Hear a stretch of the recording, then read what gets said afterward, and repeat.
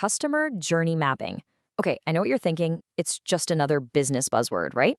But what if I told you it's not some abstract map? What if it's the actual architectural blueprint for your entire company? Let's get into it. So here's what we're going to cover. First, we'll look at why so many customer experiences just feel, well, broken. Then, we're going to put on our detective hats and uncover 4 hidden flaws that might be hiding in your business right now. After that, we'll talk about the money, the real, hard dollar impact of getting this right. And finally, we'll lay out a simple, practical plan to start building a better blueprint, starting today. This quote right here, this is everything. It nails the core problem. So many companies, instead of designing a brand new superhighway, they just pave over the old, winding dirt paths. They take a broken, frustrating process, they digitize it, and they call it innovation. But it's not. It's just a faster way to get to a bad destination. I mean, think about it this way. You would never, ever build a house without a blueprint, would you? Of course not. You'd end up with a total mess. And yet, this is exactly how so many businesses approach their customer experience. They build a really nice room here, like a slick website, and another one there, like a friendly support team. But without a master plan connecting them, the customer's actual journey through that house is confusing, frustrating, and a total mess. Okay, so it's time to put on our inspector hats. We're going to diagnose the 4 hidden structural flaws that are silently sabotaging most customer journeys. And this isn't just theory, you guys. This is a practical guide to finding the cracks in your own foundation. First up is what I call the siloed handoff. This is the danger zone. Seriously. It's that moment when a customer gets passed from one team to another. You know, from marketing to sales, or from sales to customer support.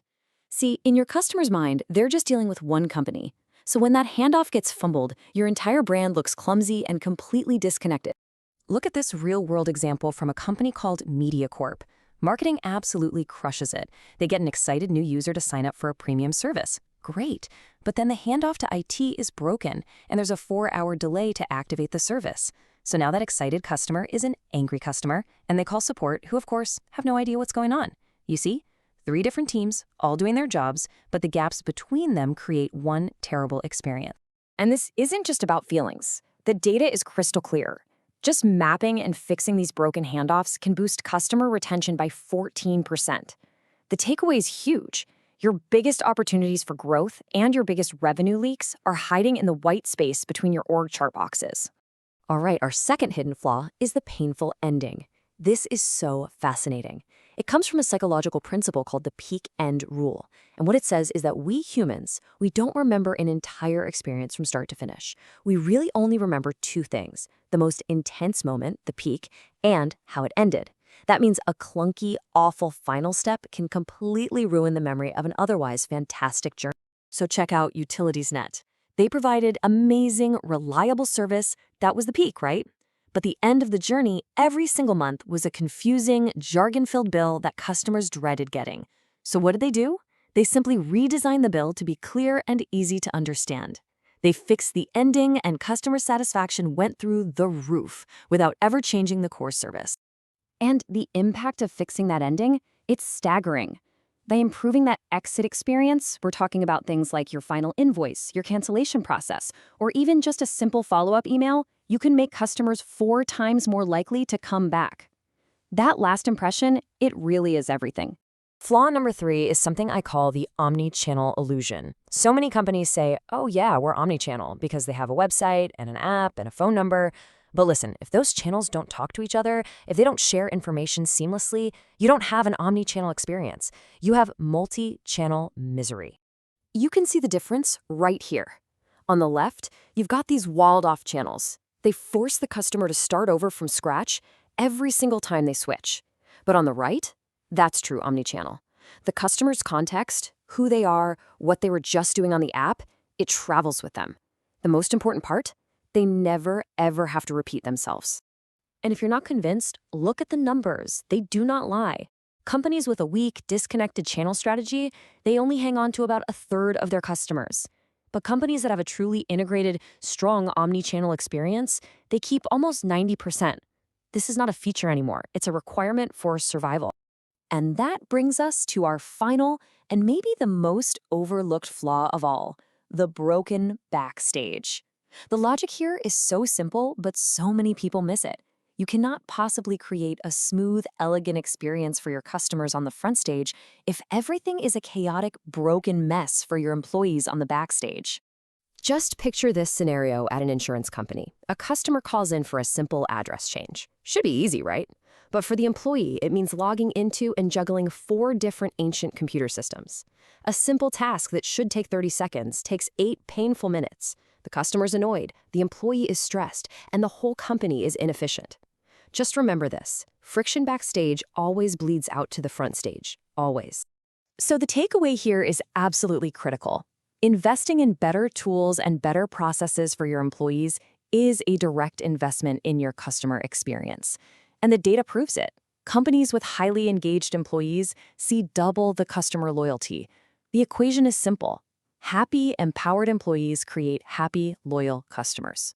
Okay, so we've diagnosed the flaws. We know it's broken. Now for the most important part, what's the financial payoff for actually fixing them? Let's talk about experience as economics.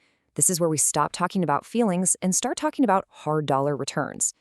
First off, let's talk about retention. By mapping out your customer journey and just laser focusing on fixing your top 2 or 3 biggest pain points, you can cut customer churn by up to 15%. That's you stopping the bleeding of customers you already spent a ton of money to get. Next up, straight up cost savings.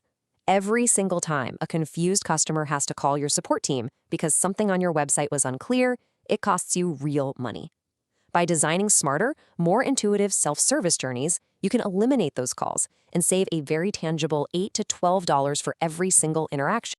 But this isn't just about playing defense. It's also about playing offense. Simply removing the friction, the unnecessary steps from your sign-up or your checkout process can boost your conversion rates by up to 20%. That's pure growth just from making things easier. And finally, we have pricing power. Now, this might be the most powerful one of all. Research shows that customers are willing to pay up to a 16% price premium just for a great frictionless experience.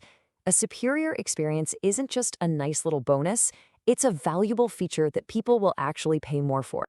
So, with all that in mind, the big question is, where do you even start?